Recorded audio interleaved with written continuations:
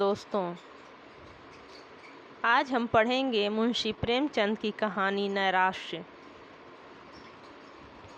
अगर आप हमारे चैनल पर नए हैं तो चैनल को लाइक और सब्सक्राइब कर लें।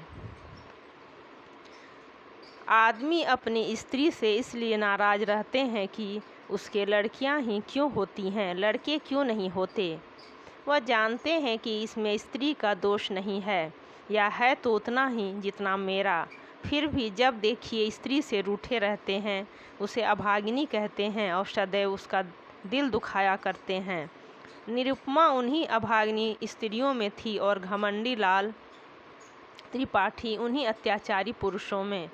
निरुपमा के 3 बेटियां लगातार हुई थीं और वह सारे घर की निगाहों से गिर गई थी। सास ससुर की अप्रसन्नता की तो उसे विशेष चिंता न थी। वे पुराने जमाने के लोग थे, जब लड़कियां गर्दन का बोझ और पूर्वजन्मों का पाप समझी जाती थीं। हाँ, उसे दुख अपने पतिदेव की अप्रसन्नता का था, जो पढ़े लिखे आदमी होकर भी उसे जली कटी सुनाते रहते थे। प्यार करना तो दूर रहा, निरुपमा से सीधे मुंह बात न करते। कई कई दिनों तक घर ही में न आते, और आते भी तो कुछ इस तरह घिंचे तने हुए रहते कि निरुपमा थर थर काँपती रहती थी, कहीं गरज न उठे। घर में धन का अभाव न था, पर निरुपमा को कभी यह साहस न होता था कि किसी सामान्य वस्तु की इच्छा भी प्रकट कर सके। वह समझती थी, मैं यथार्थ में अभागिनी हूँ, नहीं तो क्या भगवान मेरी कोख में लड़कियां ही रचते। पति को एक मृदु मुस्कान के लिए, एक मीठी बात के लिए उसका हृदय तड़प कर रह जाता था। यहाँ तक कि वो अपनी लड़कियों को प्यार करते हुए सकुचाती थी कि लोग कहेंगे, पीतल के नत पर इतना गुमान करती है। जब त्रिपाठी जी के घर में आने का समय होता तो किसी न किसी बहाने से वो लड़कियों को उनकी आंखों से दूर कर देती थी। सबसे बड़ी विपत्ति यह थी कि त्रिपाठी जी ने धमकी दी थी कि अब की कन्या हुई तो मैं घर छोड़कर निकल जाऊंगा, इस नरक में क्षण भर भी न ठहरूंगा। निरुपमा को यह चिंता और भी खाए जाती थी। वह मंगल का व्रत रखती थी, रविवार, निर्जला एकादशी और न जाने कितने व्रत करती थी। स्नान पूजा तो नित्य का नियम था, पर किसी अनुष्ठान से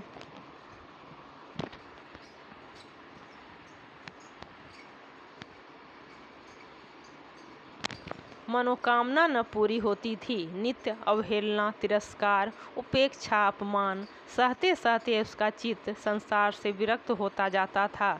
जहाँ कान एक मीठी बात के लिए, आंखें एक प्रेम दृष्टि के लिए, हृदय एक आलिंगन के लिए तरस कर रह जाए, घर में अपनी कोई बात न पूछे, वहाँ जीवन से क्यों न अरुचि हो जाए। एक दिन घोर निराशा की दशा में उसने अपनी बड़ी भावज को एक पत्र लिखा। उसके एक एक अक्षर से असह्य वेदना टपक रही थी।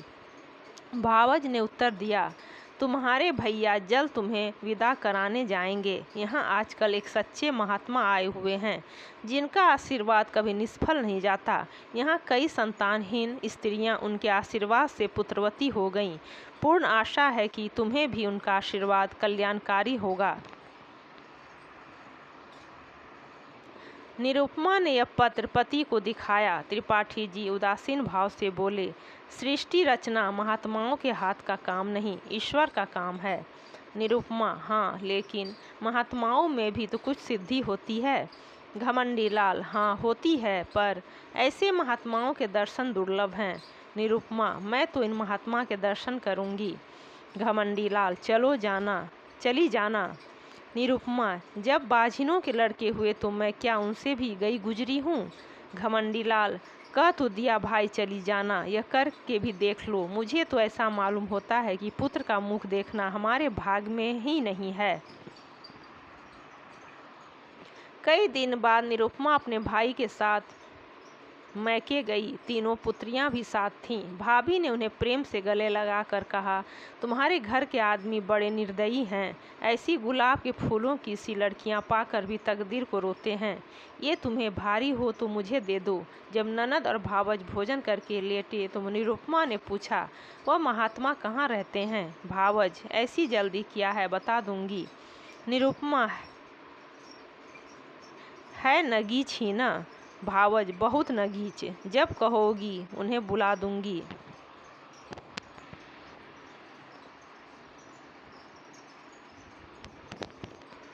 निरुपमा तो क्या तुम लोगों को बहुत प्रसन्न है क्या? भावज दोनों वक्त यहीं भोजन करते हैं, यहीं रहते हैं। निरुपमा जब घर ही वैद्य तो मरिए क्यों, आज मुझे उनके दर्शन करा देना। भावज भेंट क्या दोगी? निरुपमा मैं किस लायक हूँ? भावज अपनी सबसे छोटी लड़की दे देना। निरुपमा चलो गाली देती हो? भावज अच्छा यह न सही, एक बार उन्हें प्रेमालिंगन करने देना। निरुपमा भाभी मुझसे ऐसी हंसी करोगी तो मैं चली जाऊंगी। भावज वह महात्मा बड़े रसिया हैं। निरुपमा तो चूल्हे में जाएं, कोई दुष्ट होगा। भावज उनका आशीर्वाद तो इसी शर्त पर मिलेगा, वो और कोई में स्वीकार ही नहीं करते। निरुपमा तुम तो यूं बातें कर रही हो मानो उनकी प्रतिनिधि हो। भावज हाँ, वह यह सब विषय मेरे ही द्वारा तय किया करते हैं। मैं ही भेंट लेती हूँ, मैं ही आशीर्वाद देती हूँ, मैं ही उनके हितार्थ भोजन कर लेती हूँ। निरुपमा तो यह कहो कि तुमने मुझे बुलाने के लिए यह लीला निकाला है। भावज नहीं, उसके साथ ही तुम्हें कुछ ऐसे गुर बता दूंगी जिससे तुम अपने पर घर आराम से रहो। इसके बाद दोनों सखियों में कानाफूसी होने लगी। जब भावज चुप हुई तो निरुपमा बोली, और जो कहीं फिर कन्या ही हुई तो? भावज तो क्या, कुछ दिन तो शांति और सुख से जीवन कटेगा, यह दिन तो कोई लौटा न लेगा। पुत्र हुआ तो कहना हो क्या, पुत्री हुई तो फिर कोई नई युक्ति निकाली जाएगी। तुम्हारे घर के जैसे अक्ल के दुश्मनों के साथ ऐसे ही चाले चलने में गुजारा है। निरुपमा मुझे तो संकोच मालूम होता है। भावज त्रिपाठी जी को 2-4 दिन में पत्र लिख देना कि महात्मा जी के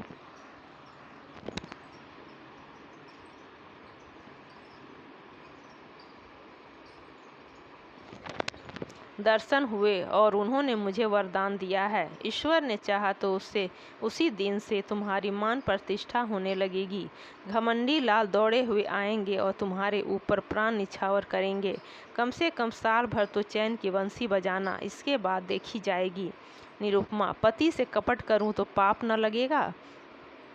भावज ऐसे स्वार्थियों से कपट करना पुण्य है। 3-4 महीने के बाद निरुपमा अपने घर आई। घमंडी लाल उसे विदा कराने गए थे।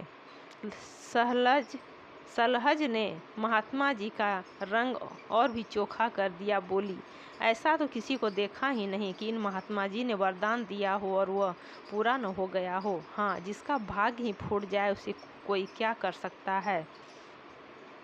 घमंडी लाल प्रत्यक्ष तो वरदान और आशीर्वाद की उपेक्षा ही करते रहे। इन बातों पर विश्वास करना आजकल संकोचजनक मालूम होता है, पर उनके दिल पर असर जरूर हुआ। निरुपमा की खातिरदारियां होने शुरू हुई। जब वह गर्भवती हुई तो सबके दिलों में नई नई आशाएं हिलोरें लेने लगीं। सास जो उठते गाली और बैठते व्यंग से बातें करती थी, अब उसे पान की तरफ फेरती। बेटी तुम रहने दो, मैं ही रसोई बना लूँगी, तुम्हारा सिर दुखने लगेगा। कभी निरुपमा कलसे का पानी या कोई चारपाई उठाने लगती तो सास दौड़ती, बहू रहने दो, मैं आती हूँ, तुम कोई भारी चीज़ मत उठाया करो। लड़कियों की बात और होती है, उन पर किसी बात का असर नहीं होता। लड़के तो गर्भ ही में मान करने लगते हैं। अब निरुपमा के लिए दूध का उठौना किया गया जिसमें बालक पुष्ट और गोरा हो। घमंडी लाल वस्त्राभूषणों पर उतारू हो गए, हर महीने एक न एक नई चीज लाते। निरुपमा का जीवन इतना सुखमय कभी न था, उस समय भी नहीं जब वो नवेली बधू थी। महीने गुजरने लगे, निरुपमा वो अनुभूत लक्षणों से विदित होने लगा कि यह भी कन्या ही है, पर वह इस भेद को गुप्त रखती थी। सोचती, सावन की धूप है, इसका क्या भरोसा, जितनी चीज़ें धूप में सुखानी हो सुखा लो, फिर तो घटा जाएगी ही। बात बात पर बिगड़ती, वह कभी इतनी मानशिला न थी। पर घर में कोई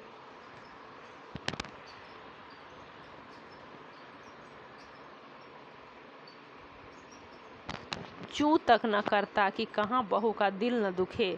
नहीं, बालक को कष्ट होगा। कभी कभी निरुपमा केवल घर वालों को जलाने के लिए अनुष्ठान करती। उसे उन्हें जलाने में मज़ा आता था। वो सोचती, तुम स्वार्थियों को जितना जलाऊं उतना ही अच्छा। तुम मेरा आदर इसीलिए करते हो ना कि मैं बच्चा जनूंगी और बच्चा तुम्हारे कुल का नाम चलाएगा। मैं कुछ नहीं हूँ, बालक ही सब कुछ है। मेरा अपना कोई महत्व नहीं, जो कुछ है वह बालक के नाते। यह मेरे पति हैं। पहले इन्हें मुझसे कितना प्रेम था, तब इतने संसार लोलुप न हुए थे। अब इनका प्रेम केवल स्वार्थ का स्वांग है। मैं भी पशु हूँ जिसे दूध के लिए चाय पानी दिया जाता है। खैर यही सही, इस वक्त तो तुम मेरे काबू में आए हो। जितने गहने बन सके बनवा लूँ, इन्हें तो छीन न लोगे। इस तरह 10 महीने पूरे हो गए। निरुपमा ही दोनों नंदे ससुराल से बुलाई गईं। बच्चे के लिए पहले ही से सोने के गहने बनवा लिए गए। दूध के लिए एक सुंदर दुधारू गाय मोल ले ली गई। घमंडी लाल उसे हवा खिलाने को एक छोटी सी सेजगाड़ी लाए। जिस दिन निरुपमा को प्रसव वेदना होने लगी, द्वार पर पंडित जी मुहूर्त देखने के लिए बुलाए गए। एक मोर शिकार बंदूक छोड़ने को बुलाया गया। गायें मंगल गान के लिए बटोर ली गईं। घर में से तिल तिल पर खबर मंगाई जाती थी क्या हुआ। लेडी डॉक्टर भी बुलाई गई। बाजे वाले हुक्म के इंतजार में बैठे थे। पागर भी अपनी सारंगी लिए जच्चा मान करे नंदलाल सो की तान सुनाने को तैयार बैठा था।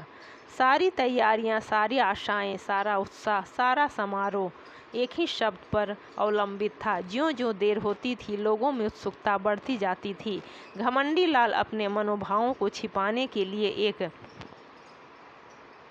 समाचार पत्र देख रहे थे। मानो उन्हें लड़का या लड़की दोनों ही बराबर हैं। मगर उनके बूढ़े पिताजी इतने सावधान न थे। उनकी बाँछें खिली जाती थी। हंस हंस कर सबसे बातें कर रहे थे और पैसों की एक थैली को बार बार उछालते थे। मीर शिकार ने कहा, मालिक से अब की पगड़ी दुपट्टा लूँगा। पिताजी ने खिलकर कहा, अबे कितनी पगड़ियाँ लेगा? इतनी बेभाव को दूंगा कि सिर के बाल गंजे हो जाएंगे। पामर बोला, सरकार से अब की कुछ जीविका लूँगा।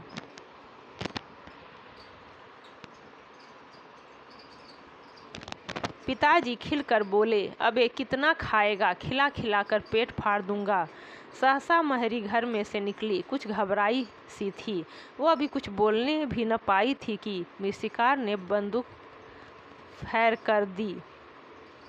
बंदूक छूटनी थी कि रोशन चौकी की तान भी छिड़ गई। पामर भी कमर कस कर नाचने को खड़ा हो गया।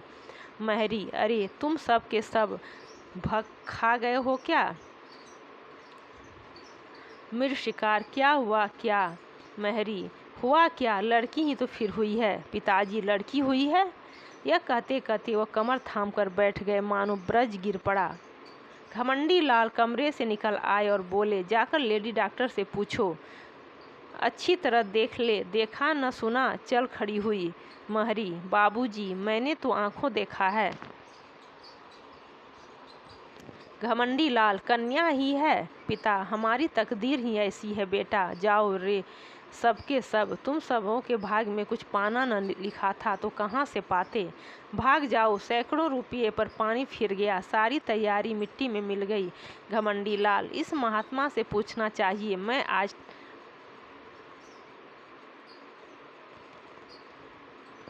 जाकर बच्चा की खबर लेता हूँ। पिताजी, धूर्त है धूर्त। घमंडी लाल, मैं उनकी सारी धूर्तता निकाल दूंगा। मारे डंडों के खोपड़ी न तोड़ दूं तो कहिएगा। चांडाल कहाँ का? उसके कारण मेरे सैकड़ों रुपयों पर पानी फिर गया। यह सेजगाड़ी, यह गाय, यह पालना, यह सोने के गहने किसके सिर पटकूं? ऐसे ही उसने कितने ही को ठगा होगा। एक दफ़ा बच्चा की मरम्मत हो जाती तो ठीक हो जाते। पिताजी, बेटा उसका दोष नहीं, अपने भाग्य का दोष है। घमंडी लाल, उसने क्यों कहा कि ऐसा नहीं ऐसा होगा?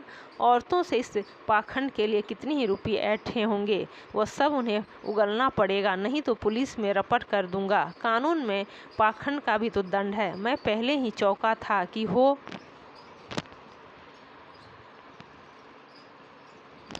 न हो पाखंडी है, लेकिन मेरी सलहज ने धोखा दिया। नहीं तो मैं ऐसे पाजियों के पंजे में कब आने वाला था। एक ही सूअर है। पिताजी, बेटा सब्र करो। ईश्वर को जो कुछ मंजूर था वह हुआ।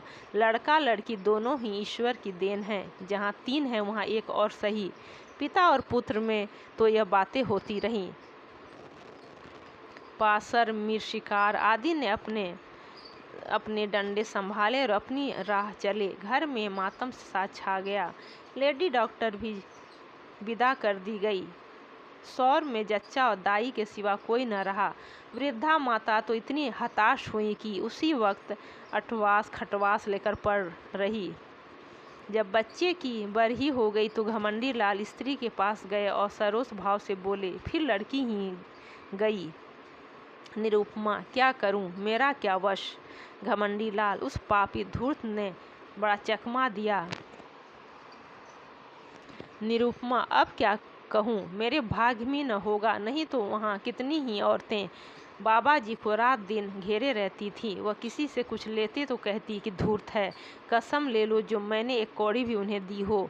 घमंडी लाल, उसने लिया या न लिया, यहाँ तो दिवाला निकल गया। मालूम हो गया तकदीर में पुत्र नहीं लिखा है। कुल का नाम डूबना ही है तो क्या आज डूबा, क्या 10 साल बाद डूबा। अब कहीं चला जाऊंगा। गृहस्थी में कौन सा सुख रखा है। वो बहुत देर तक खड़े खड़े अपने भाग्य को रोते रहे, पर निरुपमा ने सिर तक न उठाया। निरुपमा के सिर फिर वही विपत्ति आ पड़ी। फिर वही ताने, वही अपमान, वही अनादर, वही छिछालेदर।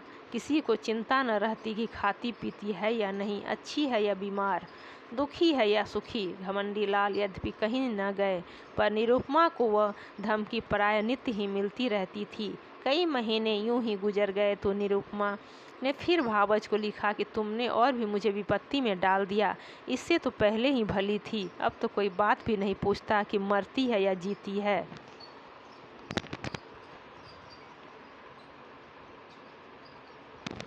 अगर यही दशा रही तो स्वामी जी चाहे संन्यास लें या न लें, लेकिन मैं संसार को अवश्य त्याग दूंगी।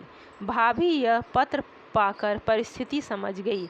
अब कि उसने निरुपमा को बुलाया नहीं, जानती थी कि लोग विदा ही न करेंगे। पति को लेकर स्वयं जा पहुंची। उसका नाम सुकेशी था। बड़ी मिलनसार, चतुर, विनोदशील स्त्री थी। आते ही आते निरुपमा की गोद में कन्या को देखी तो बोली, अरे यह क्या सास, भाग्य है और क्या। सुकेशी, भाग्य कैसा, इसने महात्मा जी की बातें भुला दी होंगी। ऐसा तो हो ही नहीं सकता कि वह मुंह से जो कुछ कह दें वह न हो, क्योंकि तुमने मंगल का व्रत रखा। निरुपमा, बराबर एक व्रत भी न छोड़ा। सुकेशी, 5 ब्राह्मणों को मंगल के दिन भोजन कराती रहीं। निरुपमा, नहीं, यह तो उन्होंने नहीं कहा था। सुकेशी, तुम्हारा सिर मुझे खूब याद है। मेरे सामने उन्होंने बहुत जोर देकर कहा था, तुमने सोचा होगा ब्राह्मणों को भोजन कराने से क्या होता है। यह न समझा कि कोई अनुष्ठान सफल नहीं होता जब तक विधिवत उसका पालन न किया जाए। सास, इसने कभी इसकी चर्चा ही नहीं की। नहीं 5 क्या 10 ब्राह्मणों को जमा देती। तुम्हारे धर्म से कुछ कमी नहीं है। सुकेशी, कुछ नहीं, भूल गई और क्या। रानी बेटे का मुंह यूँ देखना नसीब नहीं होता। बड़े बड़े जप तप करने पड़ते हैं। तुम मंगल के व्रत ही से घबरा गई। सास, अभागिनी है और क्या। घमंडी लाल, ऐसी कौन सी बड़ी बातें थी जो याद न रहीं। यह खुद हम लोगों को जलाना चाहती है। सास, वही तो मैं कहूँ कि महात्मा की बात कैसे निष्फल हुई। यहाँ 7 वर्षों तक तुलसी माई को दिया चढ़ाया, तब जाके बच्चे का जन्म हुआ। घमंडी लाल, इन्होंने समझा था दाल भात का कौर है। सुकेशी, खैर अब जो हुआ सो हुआ। कल मंगल है, फिर व्रत रखो और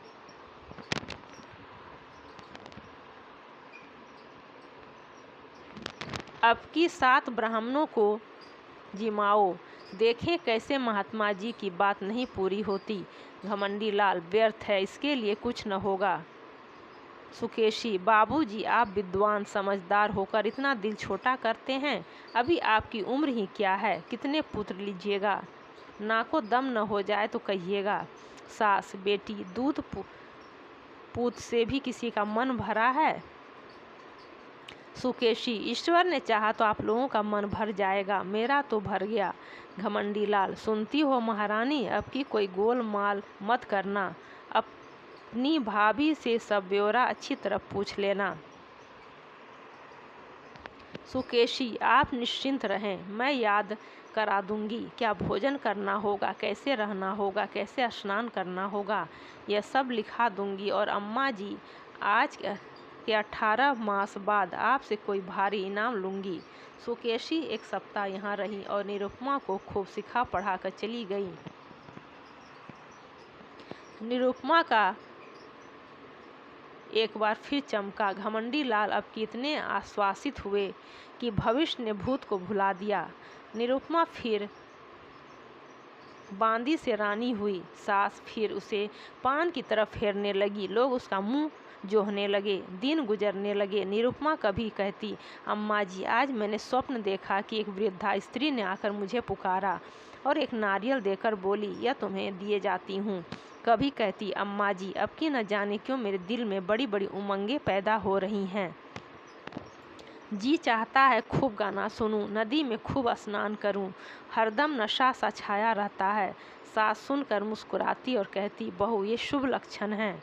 निरुपमा चुपके चुपके माजूम मंगाकर खाती और अपने अलस नेत्रों से ताकते हुए घमंडी लाल से पूछती, मेरी आंखें लाल हैं क्या?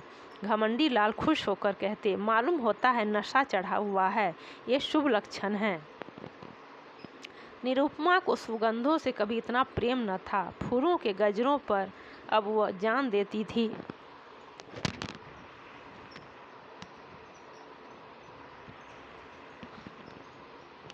घमंडी लाल अब नित सोते समय उसे महाभारत की वीर कथाएं पढ़कर सुनाते। कभी गुरु गोविंद सिंह की कृति का बखान करते। अभिमन्यु की कथा से निरुपमा को बड़ा प्रेम था। पिता अपने आने वाले पुत्र को वीर संस्कारों से परिपूरित कर देना चाहता था। एक दिन निरुपमा ने पति से कहा, नाम क्या रखोगे?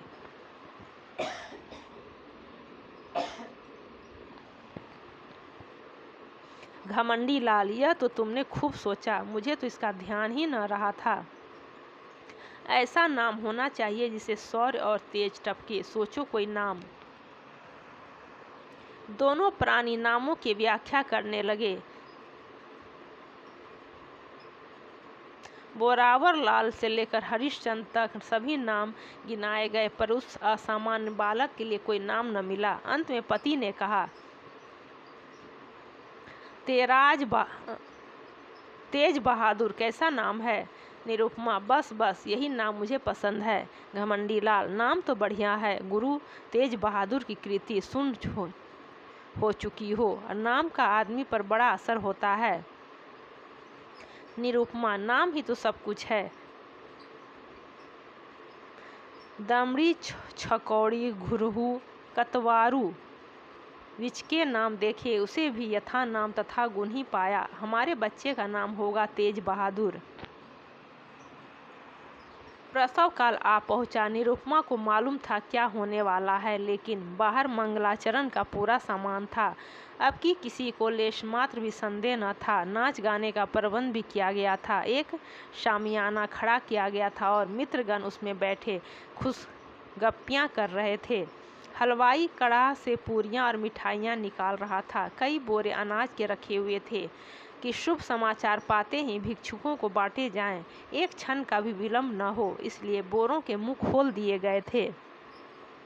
लेकिन निरुपमा का दिल प्रति क्षण बैठा जाता था, अब क्या होगा? 3 साल किसी तरह कौशल से कट गए और मज़े में कट गए, लेकिन अब विपत्ति सिर पर मंडरा रही है। हाय, कितनी परवस्ता है! निरपराध होने पर भी यह दंड। अगर अब भगवान की यही इच्छा है कि मेरे गर्भ से कोई पुत्र जन्म न ले तो मेरा क्या दोष? लेकिन कौन सुनता है? मैं ही अभागिनी हूँ, मैं तो त्याज्य हूँ, मैं ही कलमुही।